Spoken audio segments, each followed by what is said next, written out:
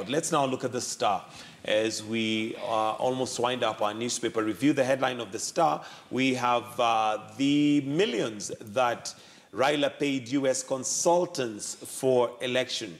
And not just to look at Raila and NASA, for example, or ODM, but also how much the country has spent. Jubilee, of course, also spent quite an astronomical amount of money. But here we go.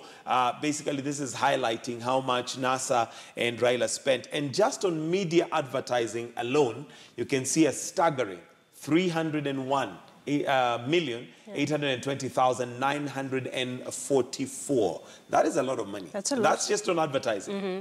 That is definitely a lot of money. And, you know, we have seen this, that the election process in this country really takes on a very, very huge budget that at the end of the day, you know, becomes a burden on the economy of this nation, where we are still crying about businesses and, the slow pace of business. And we still have our professions out there, you know, that are seeking for, for their issues to be addressed with regards to remuneration. And therefore, when Kenyans see this, amount of money that is being spent in terms of just an election process, which at the end of the day we seem not even to agree with, I think we need to sit down and go back to the drawing board and address the matter of elections. To what extent are we willing to pay when it comes to the electioneering process? We really need to address that matter. We really need to sit down and be able to come up with a strategy with regards to, the election process in this nation, so that we don't seem to, at the end of the day, die for one thing, because we do need other sectors to be boosted as well. Because if,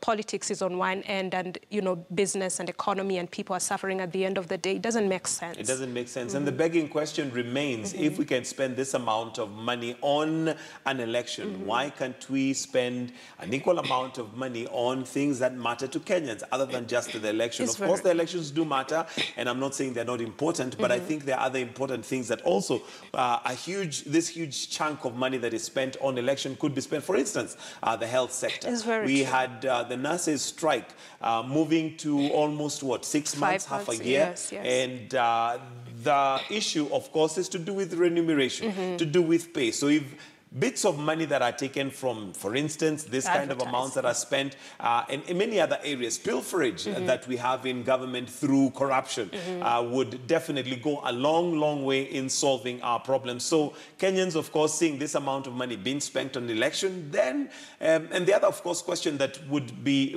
raised out of this, if they're willing to spend this amount of money, then logic would probably tell us that at some point they would want to get their money back. So how will they get that money back?